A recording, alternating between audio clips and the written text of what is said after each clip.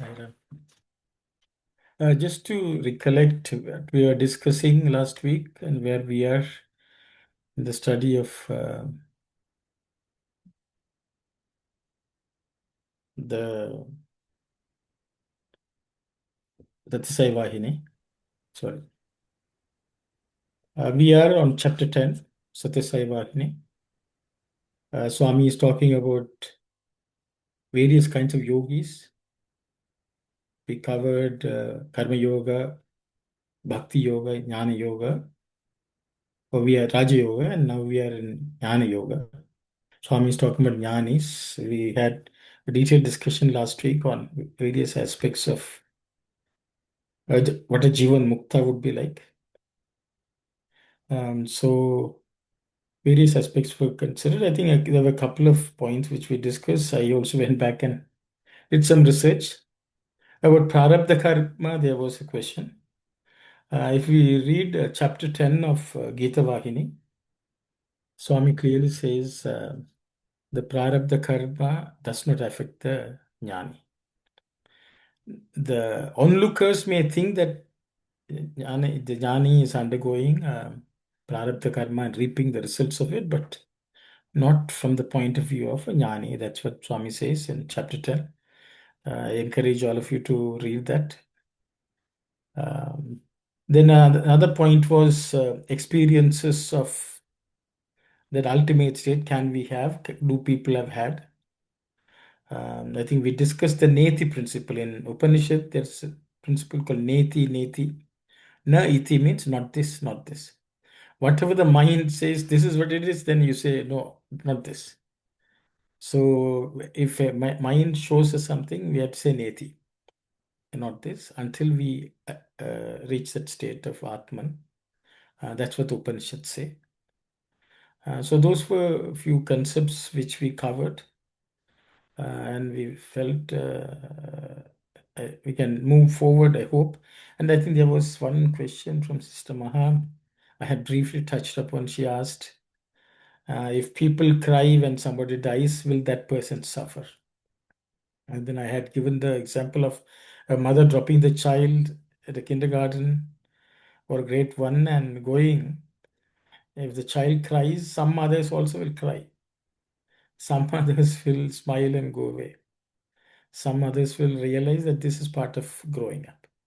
So I think it depends on the mother who is leaving, their state of mind, which will decide whether they suffer or not necessarily the crying of the child. So I think it applies the same way, sister, for people who are departing. How attached they are, to that extent of attachment, they will suffer. If they are not attached, they will be unaffected. So it is independent of the type of cries which go on when a person dies. It's my understanding. So I will stop there. So that's what they are saying, that whenever the people die, they ask the other people not to cry because the Atma will suffer. It's so hard. Sairam. Sairam, thank you. See, it is a prarabdha of the Atma which is departing to have others who are around who are crying. Yeah, but that's Okay, not good for the Atma, it will. if they train themselves when they are alive, it will be fine, sister. Okay. That's why all of us should train ourselves in such a way that when we depart, even if somebody cries, it should not affect us. So ultimately, the responsibility of whether we feel sad or not is only in our own hands, Oh, okay. not on others. Okay. Thank you, Sairam, brother. Thank you, Sairam, sister. I think we can continue. Maybe we'll read briefly what we read last time and then we continue. Uncle, you want to read the slide again? Yes, please. One fact has to be noted here. If a person has this knowledge of the immanence of the divine and even of its transcendence, he cannot be honored as a jnani, wise, liberated person. 4, the knowledge has to be digested through actual experience. This is the crucial test. It is not enough if the intellect nods approval and is able to prove that Godhead is all. The belief must penetrate and prompt every moment of living and every act of the believer. Jnana should not be merely a bundle of thoughts or a packet of neatly constructed principles. The faith must enliven and enthuse every thought, word, and deed. The self must be soaked in the nectar of jnana. Okay, thank you. Would anyone like to discuss any of the points, please?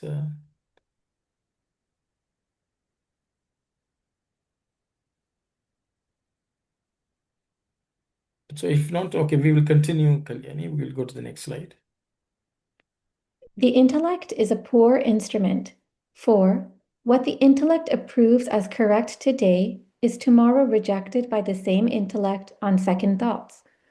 Intellect cannot judge things finally and for all time. Therefore, seek for the experience. Once that is won, the Atman can be understood as all this. That is Jnana Yoga.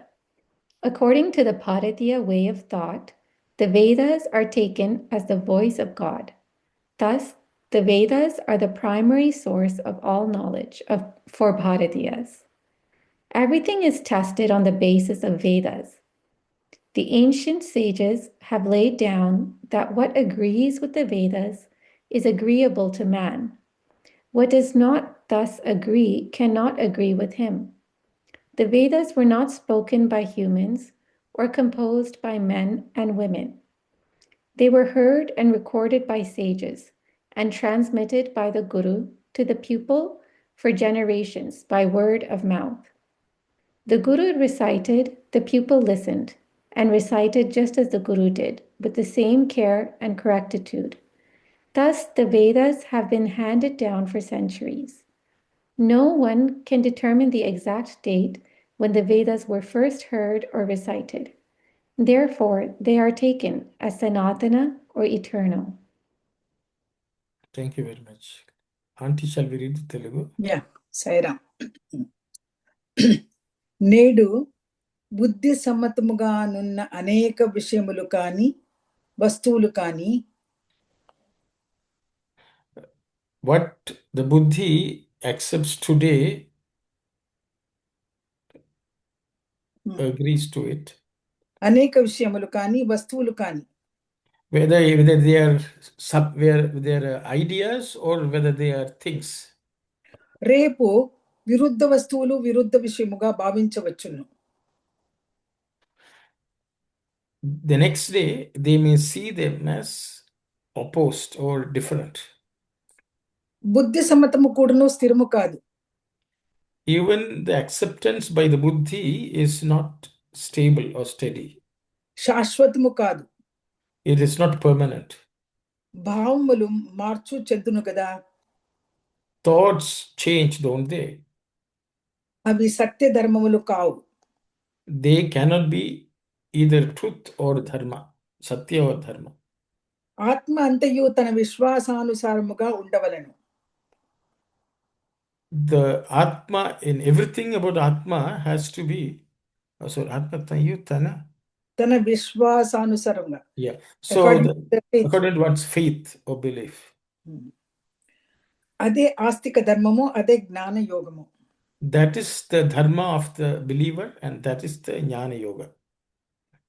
భారతీయ పరమార్థమున వేదమును ఈశ్వరవాణి అని చెప్పబడెను. In the Bharatiya Paramartha or the way of the Bharatiyas, Veda is considered the word of God. భారతీయులకు ఇవే మూలాధారములు. For Bharatiyas, this is the foundation or support. ప్రధాన ప్రమాణములు. It is the most primary measurement or what is Telugu? ప్రమాణములు can be justified or justification also you can say. ఇవి ప్రాచీన ఋషులచే తెలుపబడెను. These were explained or made known by the ancient rishis. ఇవి మానవ భాషితములు కావు. These are not the words of human beings. రచనలు కావు. They were not manufactured or made by them compositions or compositions. గురు గురు శిష్యుల పరంపరముగా పోషింపబడినవే. These were preserved in the lineage of Guru and Shishya. దీని పుట్టుక ఇప్పుడు అప్పుడు అని ఎంతవరకు ఎవరునూ కనిపెట్టలేకపోయిరి. This was born on at this time or at that time. Thus, no one has ever been able to discover it. ప్రయత్నించియు వారి వారి ఊహాభావములను కొంత వెలిబుచ్చిరి కానీ they have made efforts, and according to their own imagination, they have said certain things.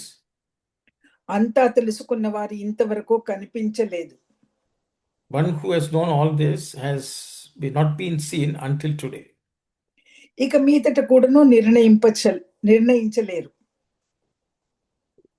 Hereafter also, no one will be able to determine that. అవి సనాతనమైనవి ఊహించి విశ్వసించుట ఉత్తమము. It is better for one to believe that they are eternal. ఈ సమయమున మనము ఒక ముఖ్య విషయాన్ని జ్ఞప్తి ఉంచుకోలేము. I think that's all that we read. That's all, Auntie. Sorry. Thank you, Auntie. Sorry. Thank you. So from what we have discussed so far, Swami is pivoting to the Vedas. And Swami is talking about what Vedas are, their origin, their eternal state, eternal quality, and so on. So I will stop here. Anyone would like to discuss any of the points which Swami has brought out here? Please go ahead.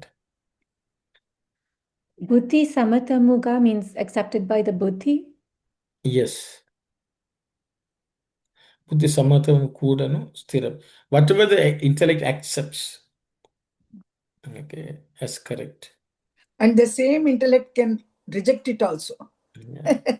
Even in science, we are finding that, scientists will discover something, it'll remain a law or theory, and then somebody else will come have another discovery that will negate the previous discovery and so on. So this intellect is always cannot conclusively decide anything permanently.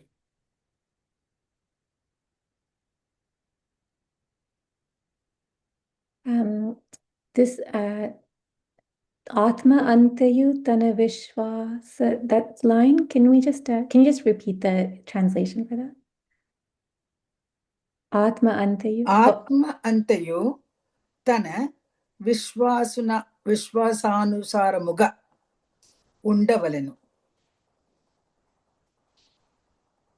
Everything about Atman, that's the way I would put Atma Antayu.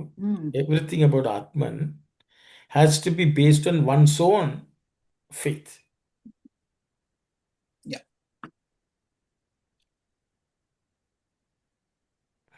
Everything about Atman has to be based on one's own faith? Yes, on one's own belief of faith, yes. Vishwasa, I think faith or belief or whatever. Is Anusara experience based? No, Anusarama means that follows that. According to that. According to Anusarana means that which be aligned with that also, Sanjay. Okay. That should flow behind it. That's what it is. Anusarana means to flow behind that faith.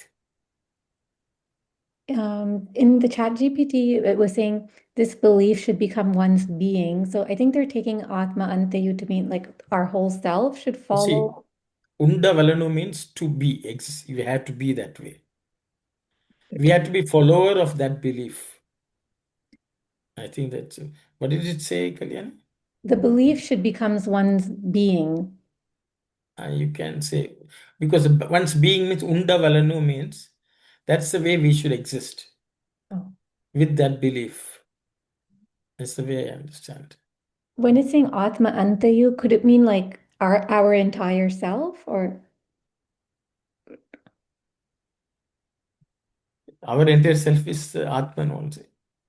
The real self, I think. So I think, it can be each individual Atma or it's a Paramatma. in the Vedantic parlance, there's only one Atman.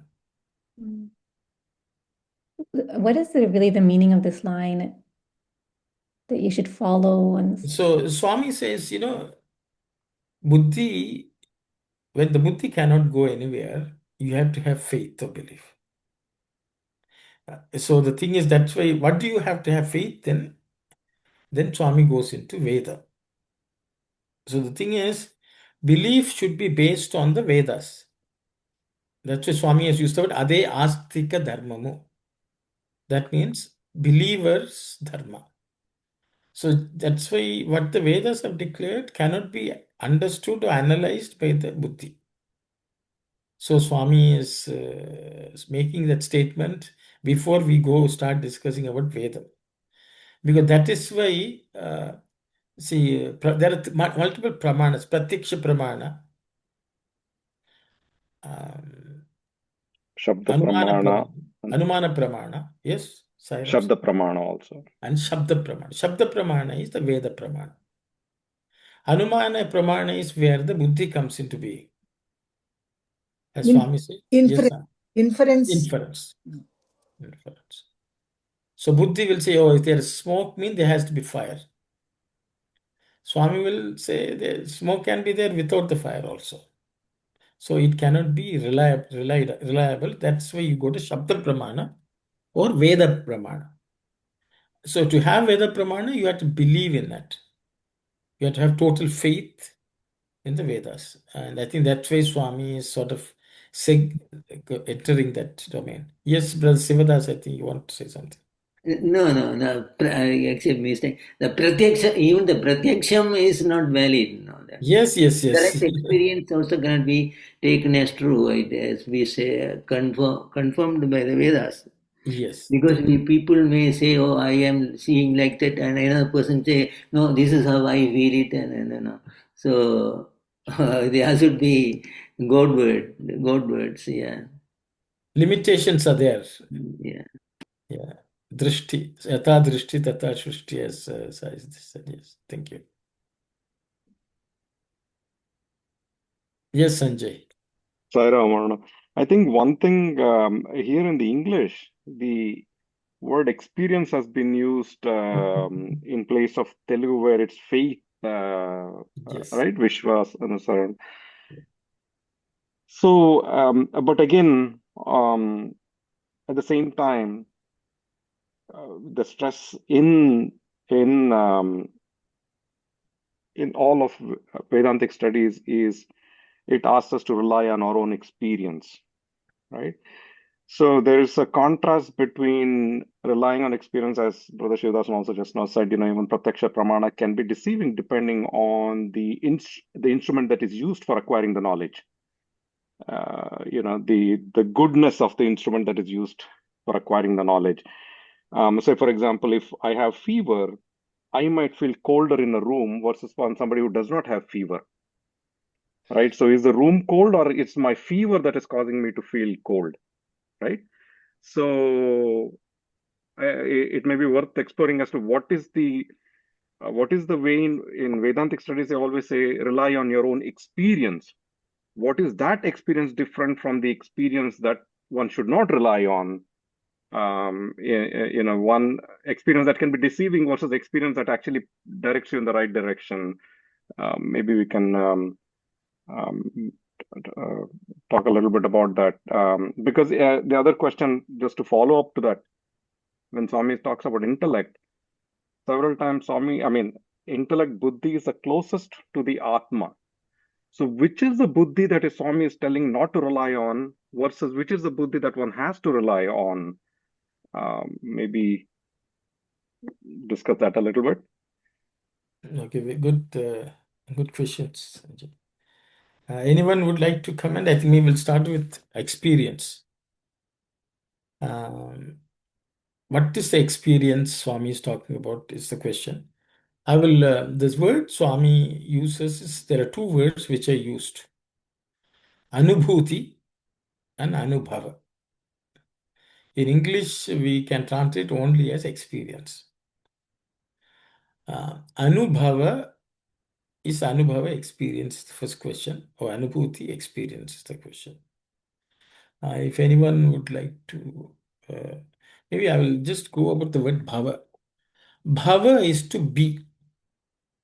Anubhava means when you are that, what follows is Anubhava. So the way I understand is to be the Atman. If we become the Atman, whatever the experience which comes from that is Anubhava. But if mental Anubhava is slightly different. So the Anubhava experience is that existence. Swami, in the same word, and the last paragraph I will read the Telugu. Kevalamu bhava samudayamuga siddhanta samudayamuga nunduta mani. Mani is the word Swami is using. Mana atmaloniki praveshimpavalanu. Swami says we should stop limit or our feelings and even intellectual understanding, and we should enter into the Atman. So I think that's a challenge. What is that experience? That's a question I think Sanjay is asking, so I will leave it with everyone to share your thoughts. How does that experience differ from a mental experience, which is what we are all used to?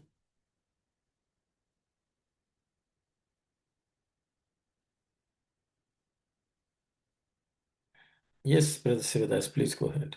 No, Brother Sanjay raised like this. Now, his question was now experience. So Ma was saying that people must experience, and so is it a direct pradyaksham? Is a pradyaksham experience?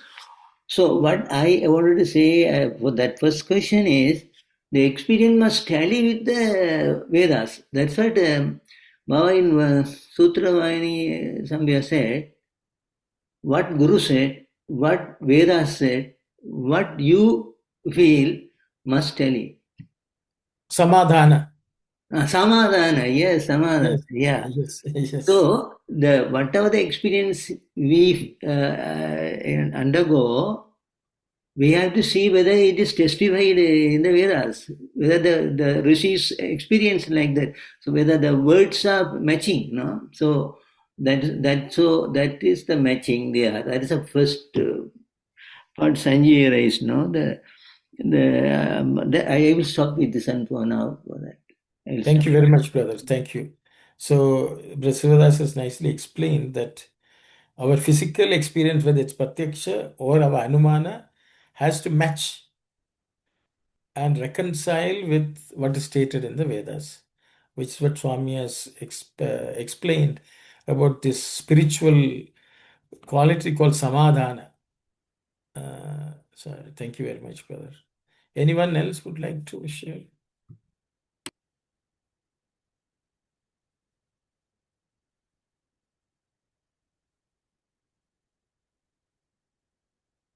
So I will echo the words of Brother Sivadas in this because see, the knowledge is also equally important of what the Vedas are. What does the Shastra say for us to understand, oh, this experience is valid. I think that's what the Shastras would say. So our experiences should always be tested against the Shastra. And as long as they are in line with what Shastra say, I think then we can take that experience as valid. Thank you, brother. Brother Sanjay had another second part of the question. No? What was Yes, that? Sanjay, you have to ask the question. So the second question was, and thank you for the answers. I think that's exactly what it is because, if I were to extrapolate on the example that I gave, if I'm feeling cold and somebody is not feeling cold, go to the thermometer and check what the temperature is. Right? So it's that Vedas are the thermometer. It's giving a very objective reading of the temperature versus my subjective experience versus somebody else's subjective experience. So thank you for those answers. Yeah, the first question was, the other question was on the buddhi. Swami is saying even do not rely on the buddhi completely, because the buddhi can deceive you. Today it might give you one answer, tomorrow it may negate the very same answer. But Swami has also said buddhi is the closest among the antakarana to the atma. Even in the example of the chariot and the horse and all that, even in that example, buddhi is the closest to the atma. What is the buddhi that Swami is referring to in this para versus the buddhi that is closest to atma, which is supposed to guide us along this journey? What is the distinction, and why the distinction? So, which buddhi to use is the question from Sanjay. Anyone would like to share your thoughts, please? Sairam. Yes, Auntie, please go ahead. Buddhi aligned with Atma is the correct way to understand things. But Buddhi aligned with the body-mind, it can align with body-mind also. Intellect can think in its own way, saying that I know everything. When it aligns with body and mind, then it cannot be relied upon. That's what I feel, Sairam. Thank you very much, Auntie. Okay, you see, Swami, about buddhi in multiple places Swami has spoken about. Swami uses uses actually from Taittiriya Upanishad, what is Mahat principle. I don't know whether there are, Swami in Taittiriya Upanishad, it talks about, like a bird. It has a head, it has two wings, it has a body, and it has a tail. And Swami nicely explains what is that real buddhi. But the word Mahat has always been explained by Swami as something. That is which identifies with the Atman, that buddhi. Another set of terms Swami has used is Swartha Buddhi, Parartha Buddhi, Paramartha Buddhi. So the buddhi of Swartha means sometimes the buddhi is used for individuals. It's profitable, it's worldly successful, we will not gain much, things like that. That's Swartha Buddhi. I will acquire. Then from that, buddhi can also be used for Parartha. For the sake of the world, this is welfare for the world. There also the buddhi can be used for discriminating. Then Swami says Paramartha Buddhi is that supreme buddhi which talks about what is permanent, what nitya nitya vicharana. Permanent, impermanent, that kind of disease. It basically tests and says this is Atman, this is Anatman. And that is the buddhi which is the closest to the Atman. Because it will discard everything Anatman as neti is jada. And it will say whatever is, all this is not is Atman. And that is the buddhi closest to the. But Swami says even that buddhi lacks everything because it has to rely on Shabda Brahmana, Vedas. I think that's how Swami is going. So ideally, even our own buddhi from Swartha, it has to become Parartha, it has to expand to Paramartha. And from there, that it will take us somewhere closer. Then we have to rely on the Vedas, is what I understand, Sanjay, and I hope answers. Sairam. Yes, Auntie. Sankhya says that Prakriti and Purusha, when they come together, the firstborn is Mahat. That Mahat is pure Sattva. That Mahat is the Buddhi. Mahabuddhi, you can call it, or Mahat, you can call it. That Mahabuddhi is closest to the Atman. So that gives the exact knowledge about anything. Sorry. Thank you very much, Auntie. Brother, one question also. Yes, sir. Yes, brother. Because somewhere I read, not necessarily Baba's book, maybe Vivekananda or something, that Mahat, taken as a whole, everything, samasti view is called Mahat, and when individual, it is called Buddhi. How do you, is it, can you talk about that one? Sorry, brother. Because buddhi is, there are 5, 6 aspects of that buddhi in its ultimate sense. The body of that is called Mahat. But Shraddha, and there are yoga, all these are various aspects of that buddhi. That means when the same, see, it is the word buddhi very loosely also used. Even manas, you know, the greater Mahat buddhi, that's also buddhi. But the individual buddhi also buddhi only. But generally in common parlance, the word we use is buddhi. The way we understand is relates to the world. We do not distinguish between, say, the, as soon as you say the, it covers everything. Buddhi means that which knows the the. But in common parlance, we use, and so people try to differentiate. Mahat is different from buddhi, but Taittiriya Upanishad talks about buddhi as all these categories. So I think I will leave it at that. But there are different people trying to differentiate for the sake of common understanding of common person. For that sake, they will say buddhi is different from mahat. The buddhi as we understand is different from mahat. Let me put it that way. I think that's the way I understand, brother. I hope. Anyone else wants That's okay, to? thank you, yeah.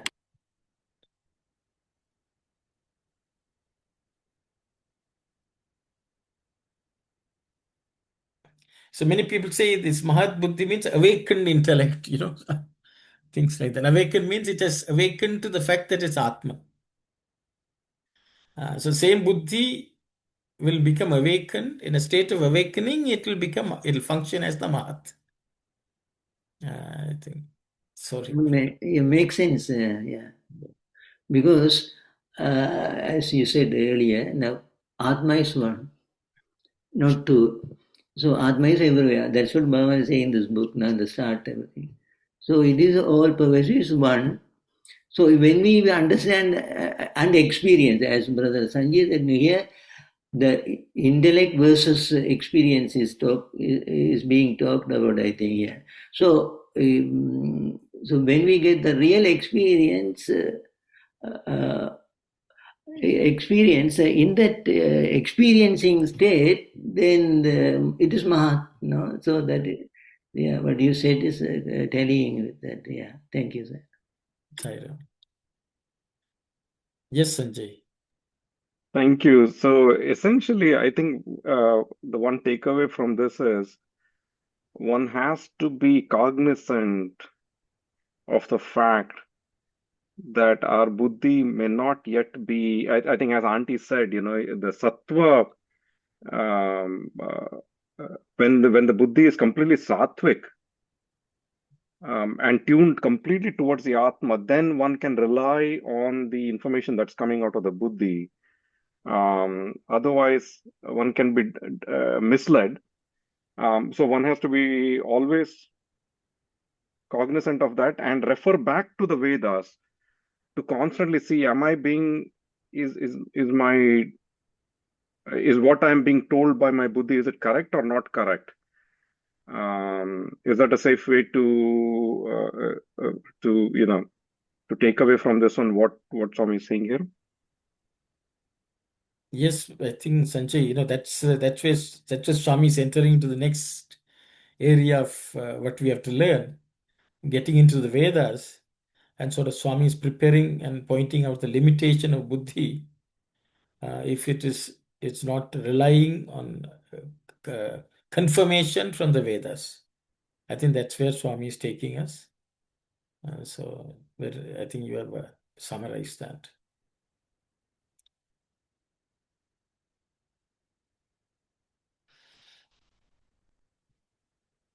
Actually, there are some things which are stated here in the English. It's not in Telugu, but anyway, Sister Vani, please go ahead. Sairam brother. So here when you refer as buddhi, buddhi is usually for common people.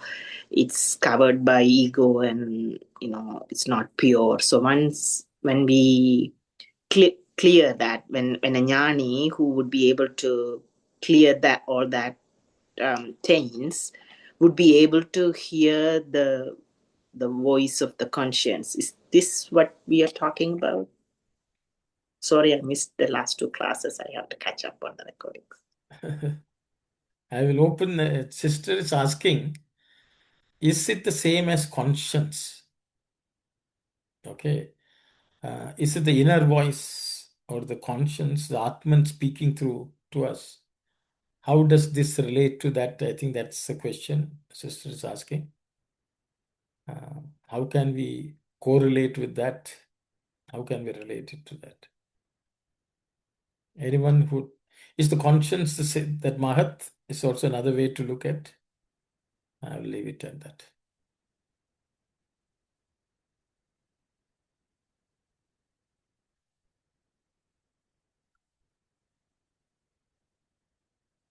Oh, yes, Brother Sivadas, please. I listened to Baba's discourses where Baba is saying that you would have already listened to it. There, I say that yeah, Atma, Atma is talking through conscience. No, that, so conscience.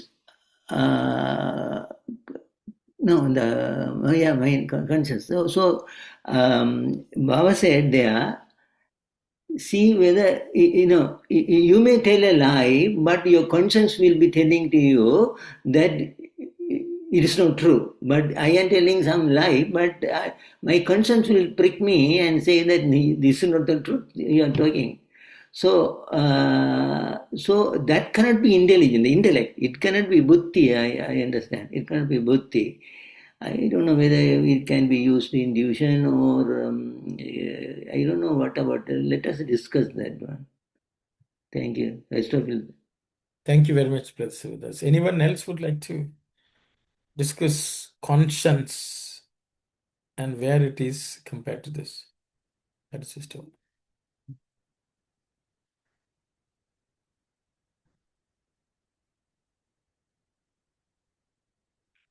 Okay, no one is going, so maybe I will speak.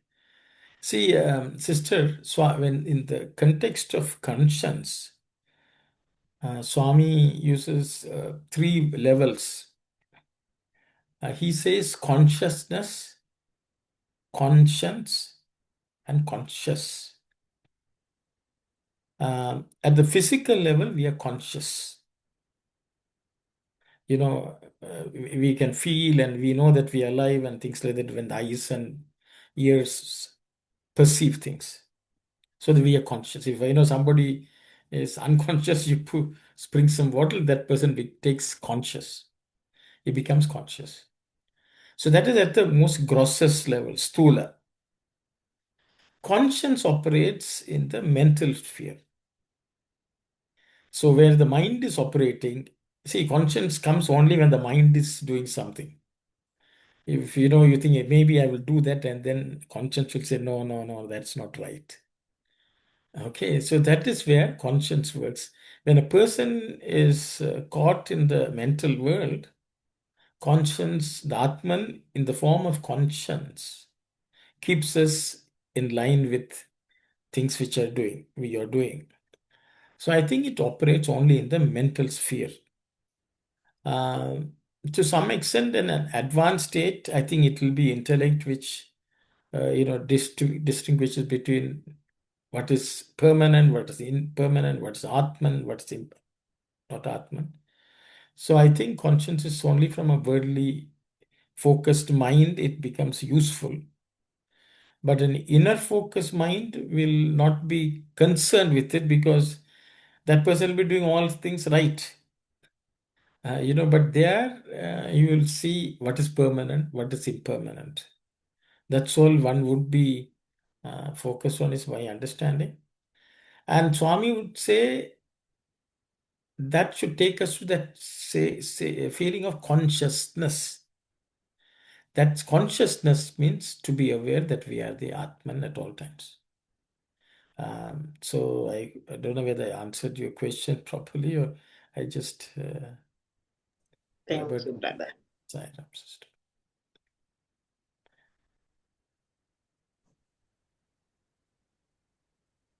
Anyone else has something to discuss? Yes, sister, brother, Uncle Gopalan, please go ahead. Sairam, I'm just wondering, what is the meaning of awareness?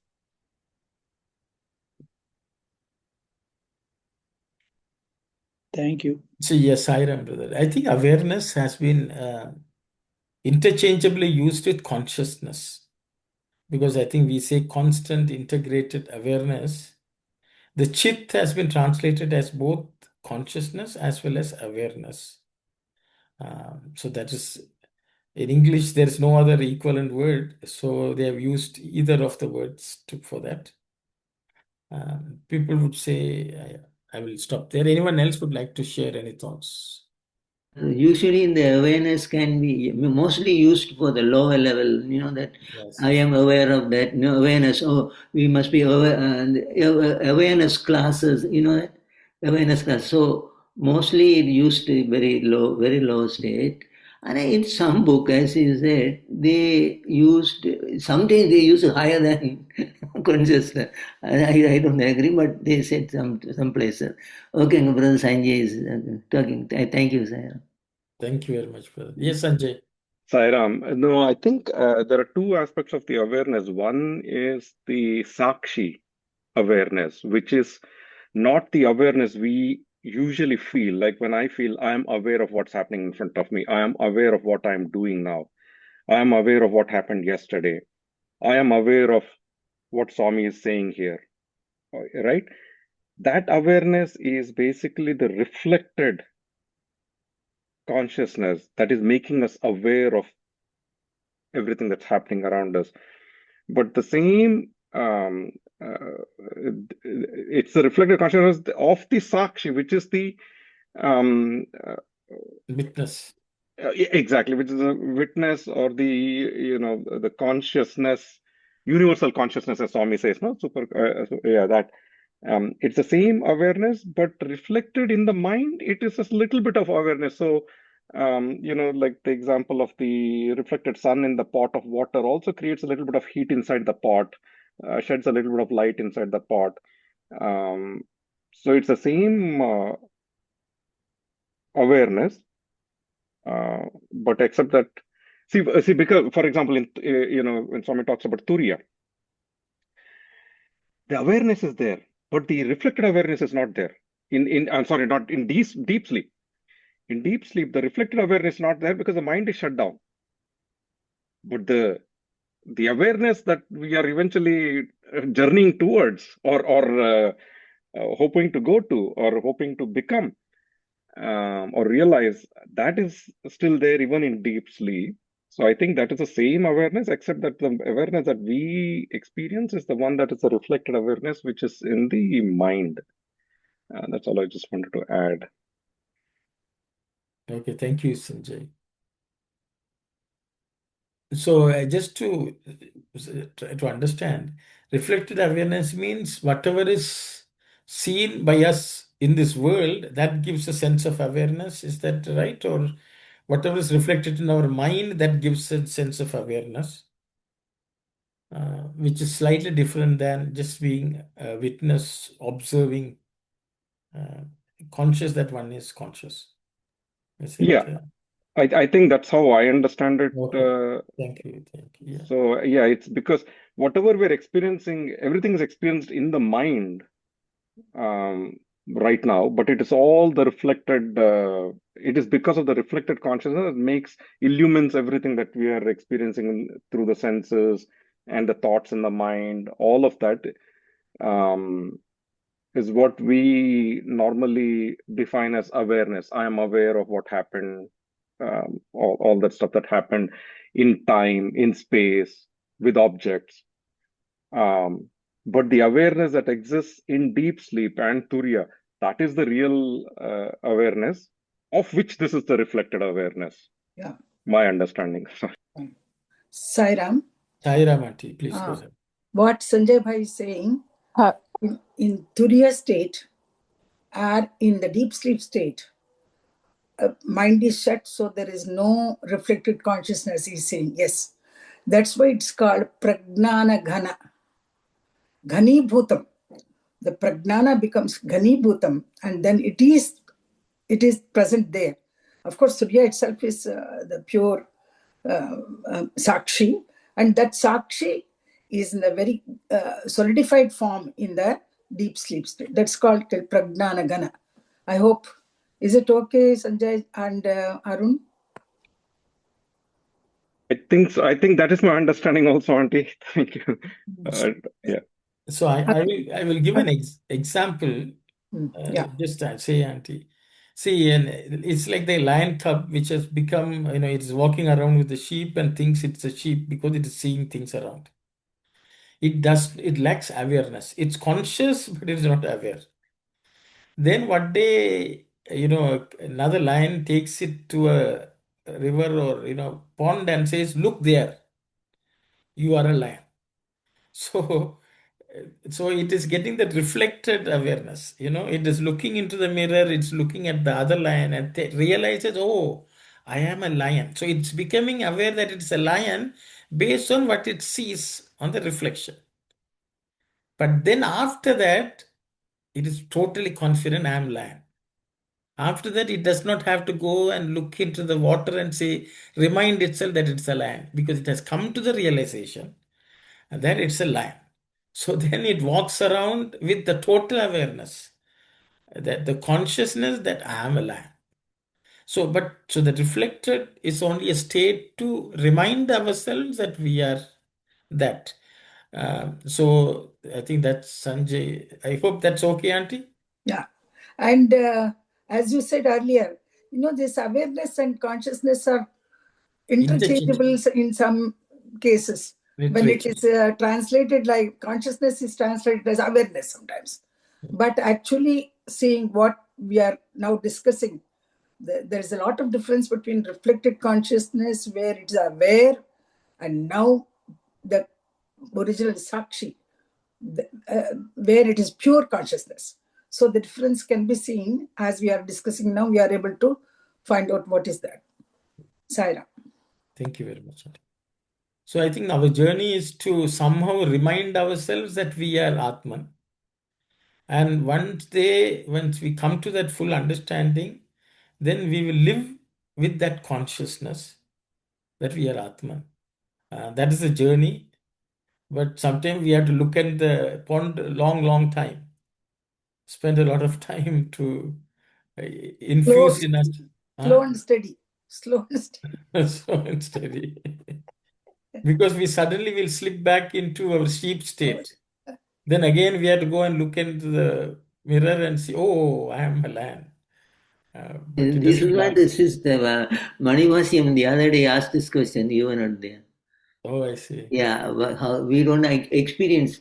We study, we learn, but we don't experience the Atma. But we are studying, we are talking theories, but we don't experience it. And why? And that's what's the question. No? And she finally put one important point, I don't know. She last said, samskara is plays a very important role. So I don't know whether it's correct or not, but she put it. That I asked the same question, Varun, the other day. You were not there. Yes. Why are we not, if we all know that intellectually we all know that we are the Atman, but why are we not experiencing it at all the times? That was my question. And then I heard it may be because of the sanskaras. Mala avarana, all those things are these three. Just preventing us from recognizing that. Yes. Saira. Thank you. So the three things are... Sorry, go ahead. No, I was telling what is blocking our vision is Mala, Avarana and Vikshepa. So Amil's Mala is dirt, Avarana is the covering, that, which covers our eyes. And then the Vikshepa, unsteadiness. Because of these three, we are unable to perceive things clearly, even about ourselves. These are the characteristics of Maya. Maya. Yes. And so for that, we need the light of the Vedas. Yes, next paragraph. So the light of the Vedas will take away and grant us clear vision. That's where Swami is taking us. Thank you. Anyone has any questions or comments on what we have read so far? I mean, some of this, I don't think we read it in Telugu, auntie. We have to transmit it by the Guru. It has to be recited, correctly chanted, all that. I don't think it's in the Telugu, but it's okay.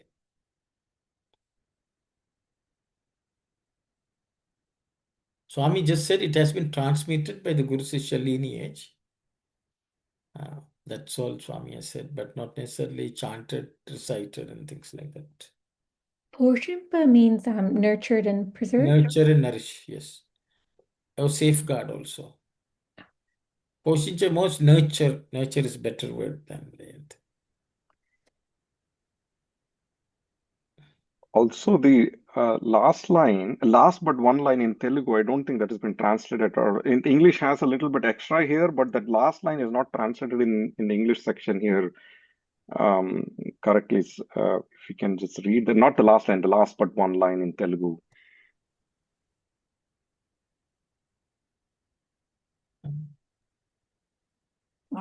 అంతా తెలుసుకున్న వారు ఇంతవరకు కనిపించలేదు. అంటే yeah ఇక మీదట కూడాను నిర్ణయించలేరు. అవి సనాతనమైనవి అని ఊహించి విశ్వసించుట ఉత్తమము. So I think that has not been translated at all. Even the previous one, the one who knows all of that has not been seen so far. Yes.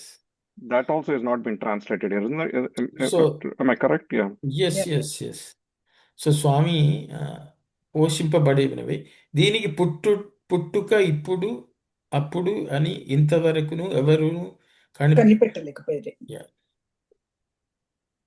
So there is no one who has been able to until today that this is the way it originated.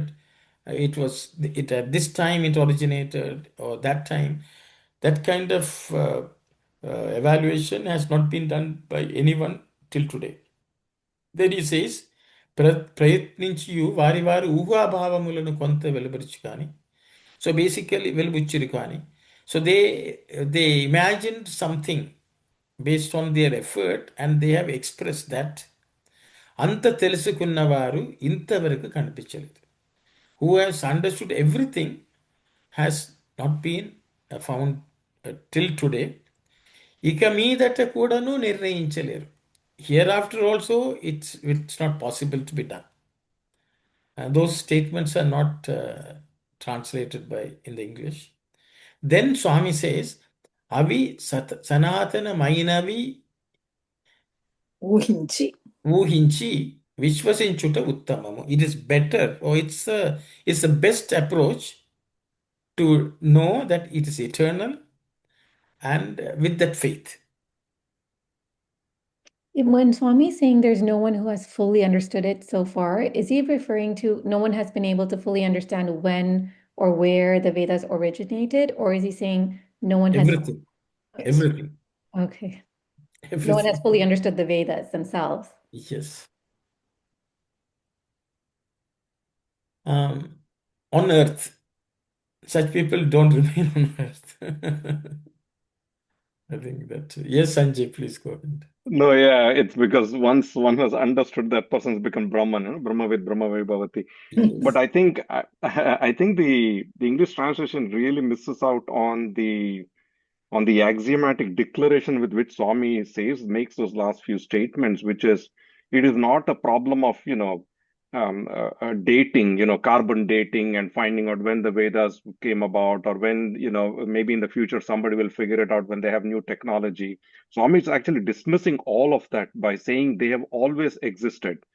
It was just revealed to the sages at a certain time, and they came out, and they've been passed along from generation to generation. And that is the way I am understanding what Swami is trying to make us aware of here. It's not when somebody goes around saying like, "Oh, it's dated to 7,000 years ago, 8,000 years ago."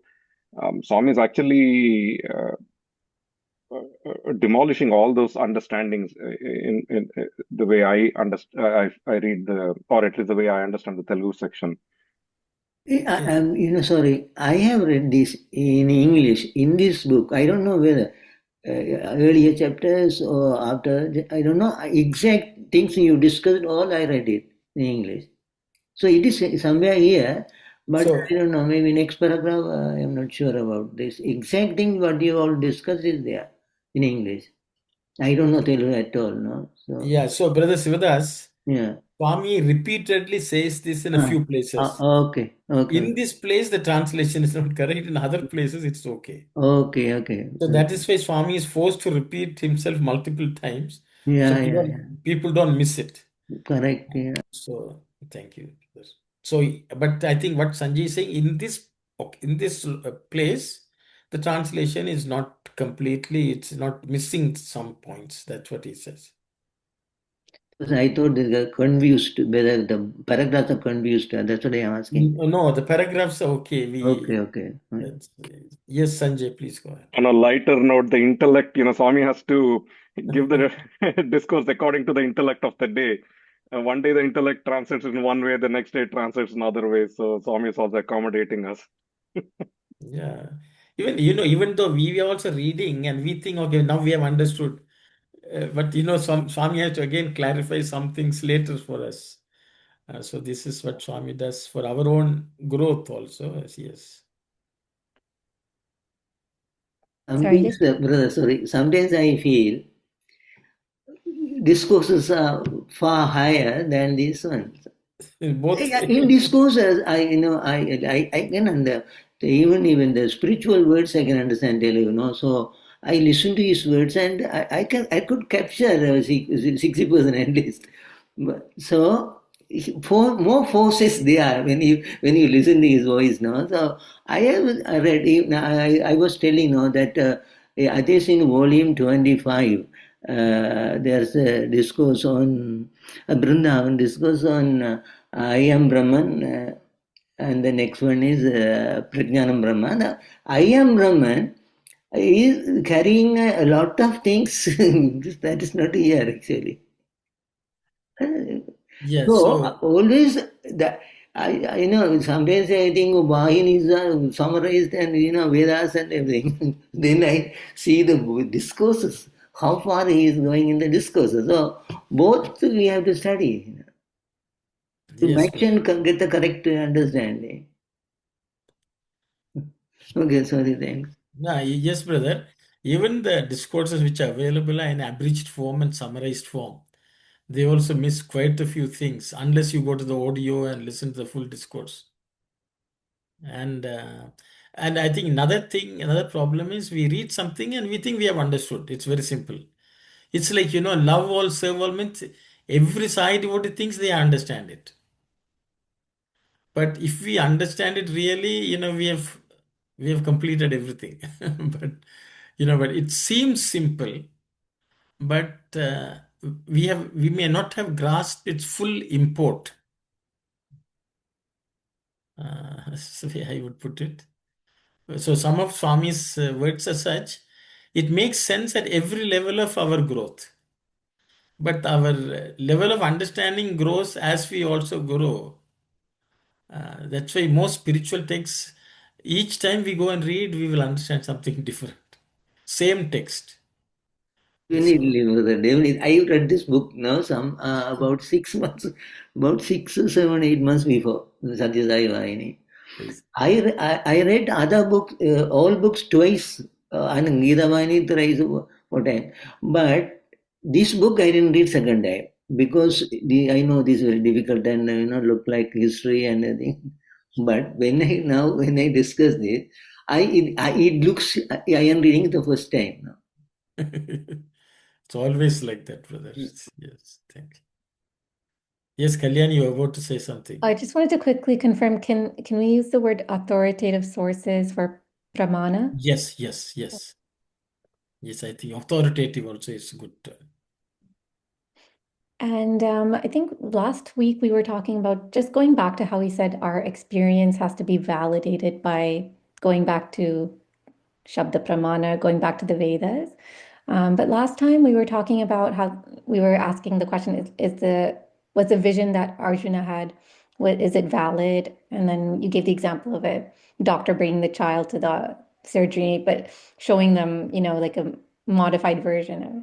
So, for example, like Arjuna probably wouldn't have had any, like if he went back to the Vedas, would he have found a similar experience to kind of validate his experience?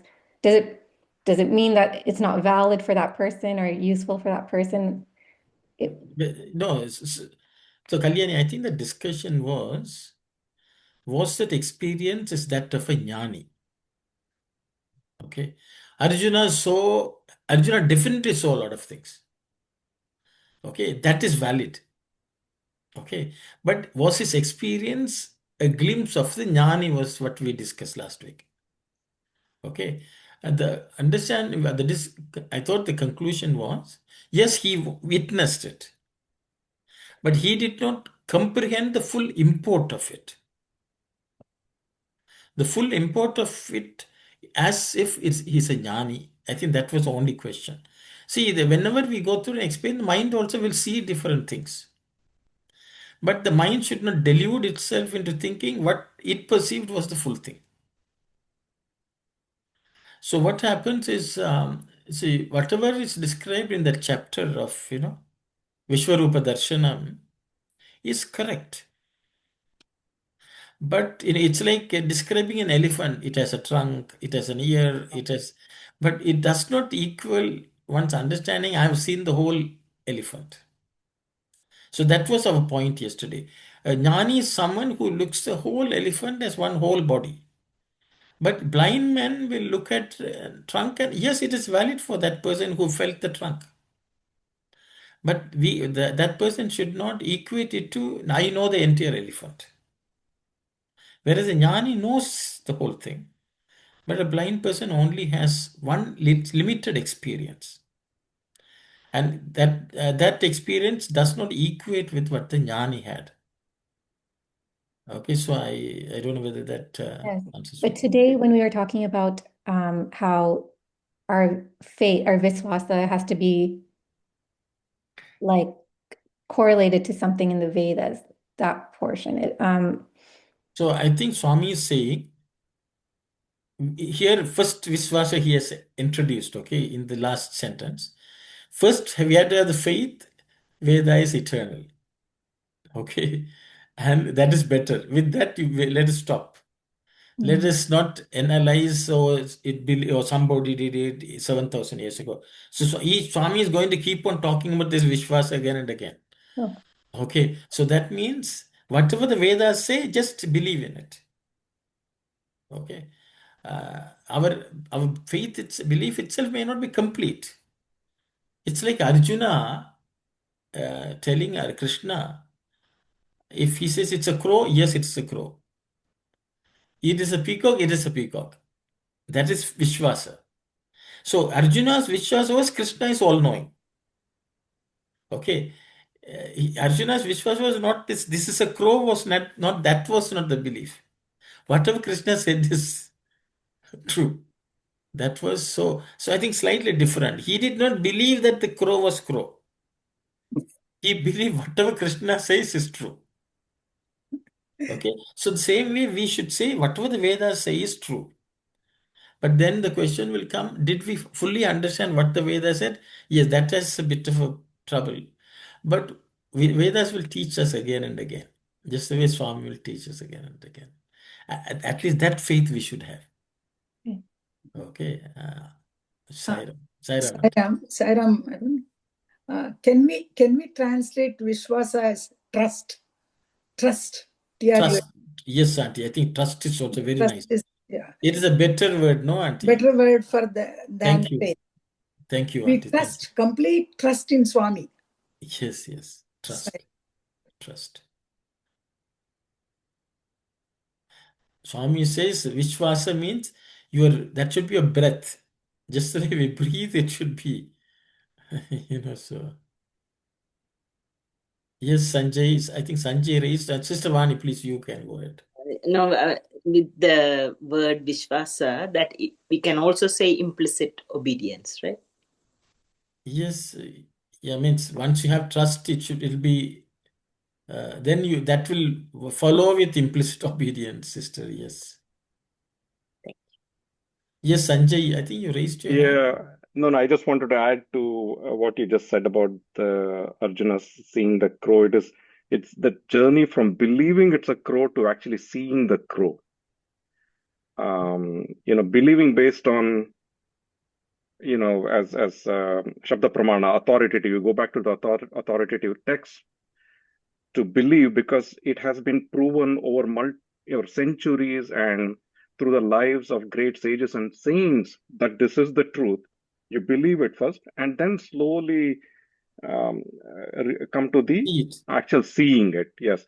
One other thing I just wanted to add was I think Krishna's Vishwarupa Darshan was more about demonstrating to Arjuna who Krishna is, rather than, more so than getting him to realize who he is, who Arjuna is.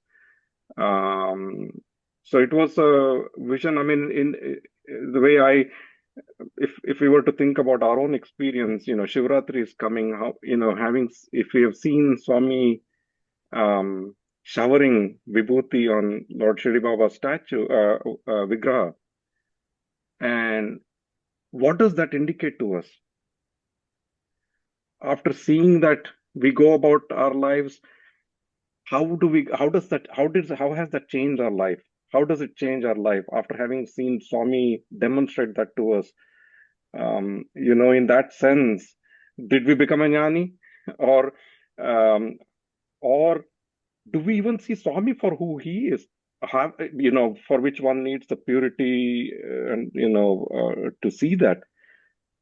So that's how I was thinking of the parallelism between our lives and Arjuna, seeing that and still going back to the same in a way, right? That is more so to demonstrate. Swami does this miracle sometimes to just demonstrate, listen to me because I am more than what you see. In the same way, Krishna demonstrated who he is for a brief second, gave Arjuna the ability to see that. Otherwise, Krishna was in front of Arjuna all the time, but he never saw that. It's only when Krishna gave him the ability to see that he was able to see it for a moment.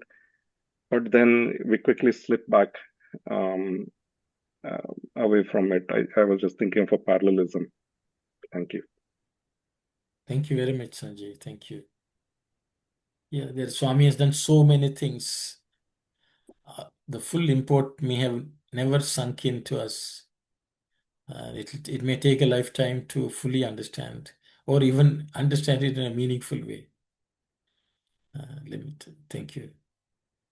Yes, Kalyani, you had something to say or ask? No, okay. Should we continue then into the next?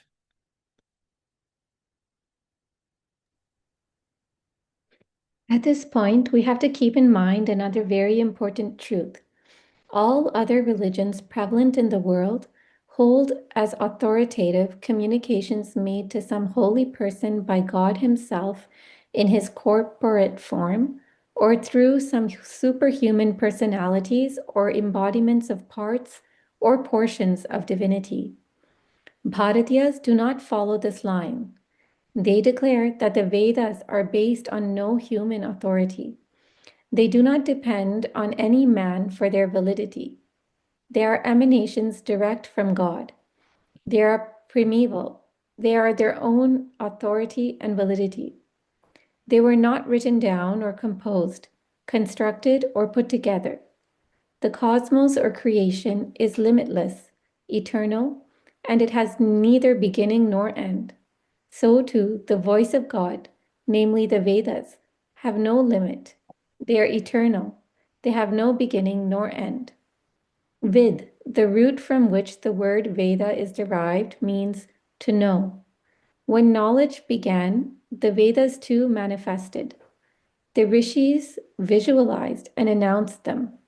They are the seers of mantras, the mantra drashtas.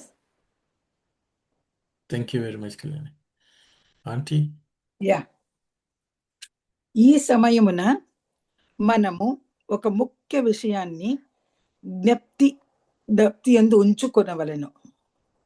At this time, is very important thing or topic or subject has to be kept in our memory, in our mind. లోకములో గల తక్కిన మతములన్నీ తమ ప్రామాణికతకు ఆధారముగా In all the religions in the world, for their authoritative source, for that the support, అందలి సందేశము ఒక సాకార దైవము, కొందరు మహాపురుషులో దైవాంశ సంభూతిలో కొందరికి అందచేసిరని పలుకును. So all the lessons or upadeshas have been given to God who is with a form, or certain great personages, or those are endowed with divine aspects. They have been given these teachings. That's the way they believe. భారతీయులు అట్లా కాదు. The Bharatiyas are not like that. వేదముల ప్రామాణికత మానవులపై ఆధారపడినది కాదు అనియు, that the authority of the Vedas are not dependent on a human agency, అవి సనాతనములనియు, that they are eternal, ఈశ్వర జ్ఞానమయముల అగుట చేత స్వయం ప్రామాణికతములనియు చెప్పవచ్చును. they are authorities on their own on their own self, because they are coming out of the jnana of Ishvara, God himself. అవి రచింపబడినవి కావని గుర్తించవలెను. They have not been composed. That has to be fully understood. ఇవి మనకు తెలియక పూర్వము కూడాను ఉన్నవి. This has existed before we came to know of anything. కలకాలము నిలిచియే ఉన్నవి. They have been firmly present for many long time. సృష్టింపబడినవి కావు. They have not been created. సృష్టి ఎట్లు అపారము, శాశ్వతము, ఆద్యంతరహితమో, So just as creation itself is something beyond our understanding, it is permanent and it is without a beginning or end. అటులనే ఈశ్వర వాణి కూడాను శాశ్వతము, అపారము, ఆద్యంతరహితము. The same way, the word of God also is eternal. It is something beyond our understanding, and it is without a beginning or an end. వేదము విద్ ఎరుగుట అనగా జ్ఞానం. Vedamu comes from the root with, which means to know. And that means it is jnana. దీనిని మహారుషులు దర్శించి ప్రకటించిరి. These were seen by great rishis as a vision, and they declared them. వారే మంత్ర ద్రష్టులు. They were the seers of the mantras. Auntie, there's one more word, sentence. Asalu Rushulanaga mantra drashtalane arthamu. So the meaning of the rishi itself is those who see the mantras.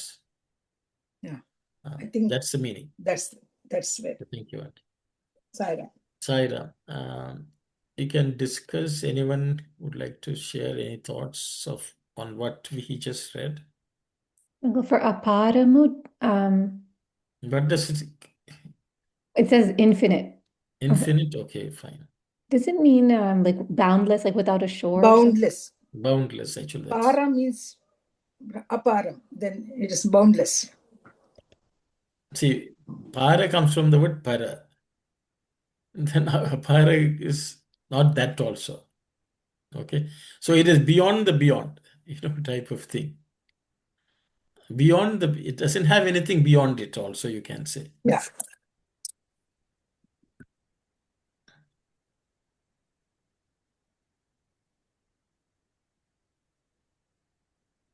Rishi means one who sees mantras. I think we also learned at one point Rishikesha means like Rishika Isha. No, that is Hrishikesh. Oh, okay. Rishikesha. Hrishi, Hr- hr- Hrishika. Hrishika means senses. Okay. Okay. Whatever holds, or collects, whatever captures information is senses. So Hrishika, Isha is Hrishikesha.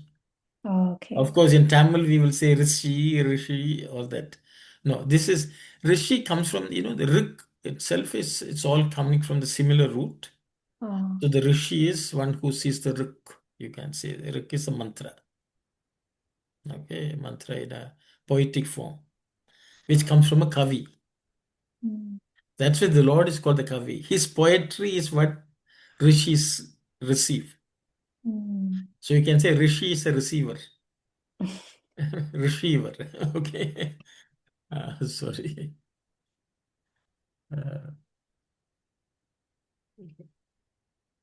Swami is clarifying, Swami is distinguishing Sanatana Dharma with other religions. See, Swami does this often. Then we will say how all religions are one, Swami has said. How can Swami say this, all religions are having one goal. They are not the same. When Swami says one mean, they are all taking us to the goal at different stages. And today we were studying a discourse at our center where Swami is saying many religions are formed according to the guna of their followers. Satvika religions are there, Tamasika religions are there, Rajasika religions are also there. So the mathas also have certain gunas.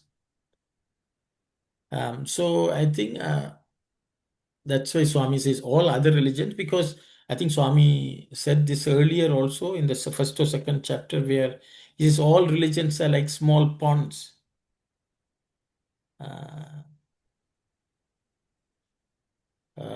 Whereas Sanatana Dharma is a river which flows. And all these ponds are by its side. So similar concept, Swami. He wants to distinguish the Vedas from any other form of scripture. So I will stop here. When Swami's saying that other religions, they either had the other two I understand. So a human endowed with divine aspects or great personages, they have a human quality, but then an embodied God. Avatar. Isn't that even that is considered lesser, like a message delivered Yes. by.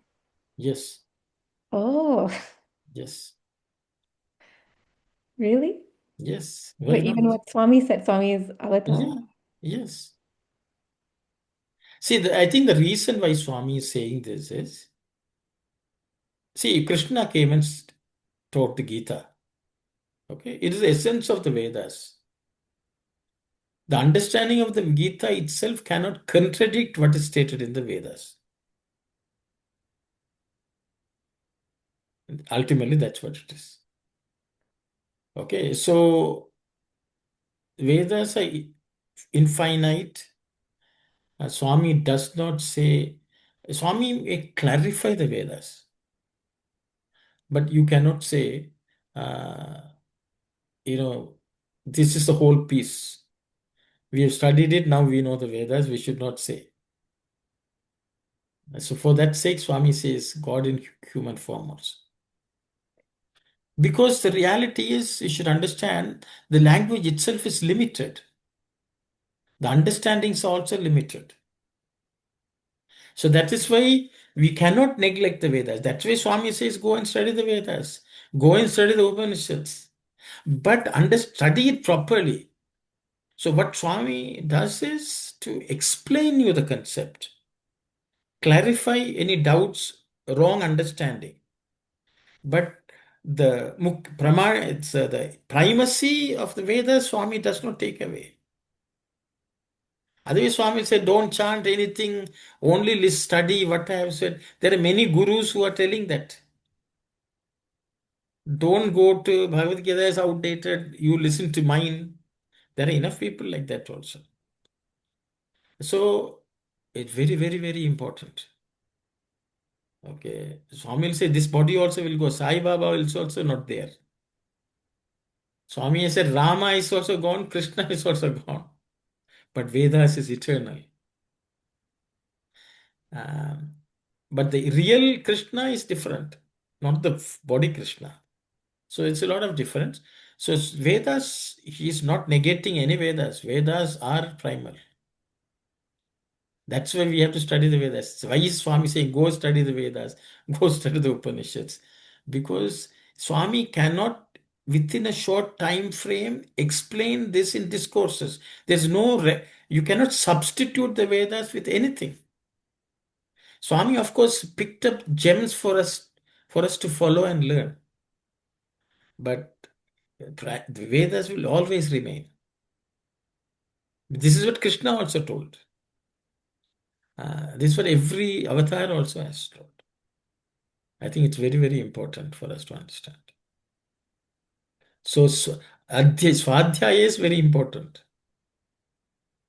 Shastra study is important. Yes, I'll stop. Yes, Sanjay. No, you make a very, very valid point, and I mean it's incredibly insightful to understand that part of it, because I think there is a clue in one of the Telugu word that's used, teliyaka, is written there, where in English it's written when knowledge began. But in my understanding, that word should actually that should actually mean before the ability to know. Yes, Is when the exactly. Vedas are before the ability to know. So even before creation, sort of there is never a time when before creation was there, but even before the ability to know happened, the Vedas existed. So all that Swami is giving us is only understandable to us through the ability to know. He cannot help us understand what is beyond the ability to know.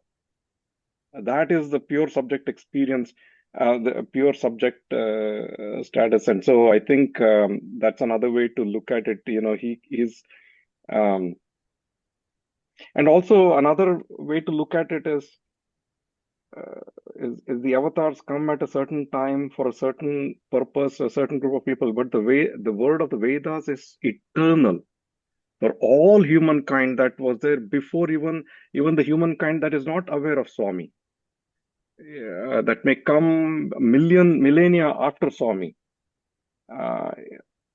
So I think that's another way I also understand, but very beautiful question and discussion. Thank you. Also, one said Dharma also the same as this. In one discourse, I think. Dharma also ever existing, even before the world was created, like Vedas. So, such an important place Baba has given for Dharma as well. Because Dharma is what in Vedas, no? So Vedas talk about Dharma. So he said that even the Dharma also beyond time, and it will last even after the revolution or emergence of the universe also. It will be there always. Yeah, just wanted to share what. I think just on this context, I will also say, even Jesus, when he was teaching, he was telling everyone, I am not teaching anything new. I am only clarifying some issues which with all the knowledge that already exists. So all the people, whoever spoke like that. It's the followers who sometimes get all confused. and they will just draw a box and say, this is everything. Or they will say, this one book contains everything. If it is not in this few pages, you don't, no, that is wrong. And that's why Swami always encourages us to continuously study the Vedas. And they should guide, Shastra should guide our life and things like that. Because of the limitation of time and place, even for Swami to educate using our own language, the language which we understand. So sometimes he has to, dial down and explain also. But Swami has clarified many things which are misunderstood. Right. Swami's words have to be decoded sometimes. Yes. He speaks in a very short form, the very, very significant meaning it contains. So sometimes we have to refer to the Shastras or the Vedas or the Upanishads to delineate. Understand. That's why I bring about some books. Yes, and yes, yes. So see, the thing is, we have to go to the source and study. That's why Swami says, go always to the source. So if we have to go to because there are commentaries written, translations written, even here we can see Swami's Telugu, and the translation is can be sometimes misleading. Some points are missed and see. So Swami always wants us to go to the source, original source, study the language, study and understand, don't get it second hand, is something which Swami again and again has repeated.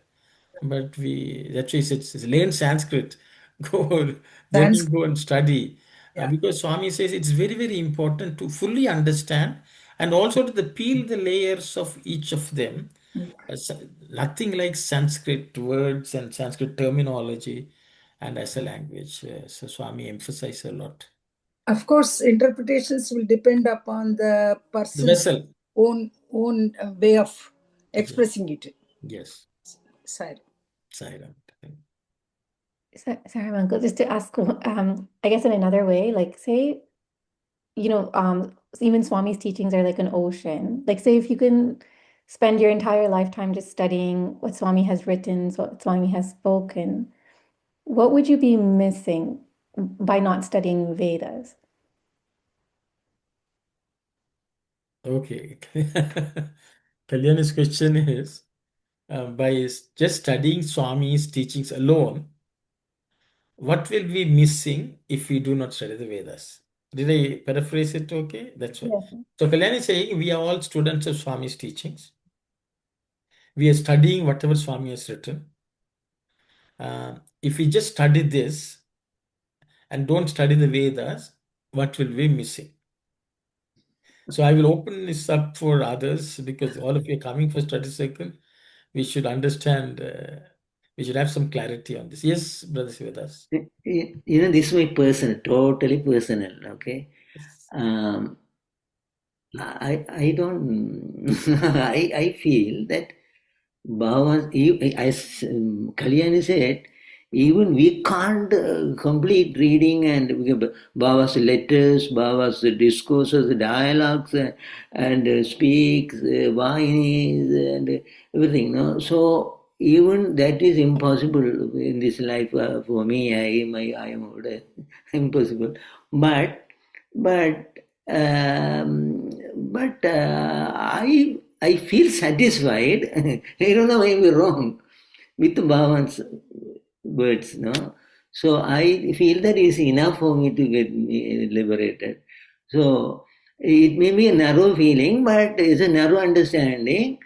But my answer to your statement is that Baba is telling the importance of Veda in the future time, because future people, future generation might take Baba as like Krishna or Rama, like that, no? So Baba is stressing the importance for the future generation that everybody should study Sanskrit and learn the Vedas, and that will be your guide, spiritual guide, But For me, he is more than good. That's what I feel. Sorry. Thank you, brother. I think it's 4:30. I think we will start the discussion at the next session with detailed discussion of this. But Kalyani, Auntie has nicely explained, I think, preemptively told something. Even to study what Swami has said, we think we understand because some of them are so short. But to understand that, we have to study a lot of the Vedas. I think that's the way I also understand. Even to clearly understand what Swami has taught, the study of the Vedas help. But we will discuss this next week. I hope it's okay. I think it's very important that we have a clear understanding of how we should go about the study also. So we will discuss. Okay, sir. Thank you, sir. ॐ समस्तलोकाः सुखिनो भवन्तु समस्तलोकाः सुखिनो भवन्तु समस्तलोकाः सुखिनो भवन्तु ॐ शान्ति शान्ति शान्ति Sai Sairam Sairam, thank you, Arun. Sairam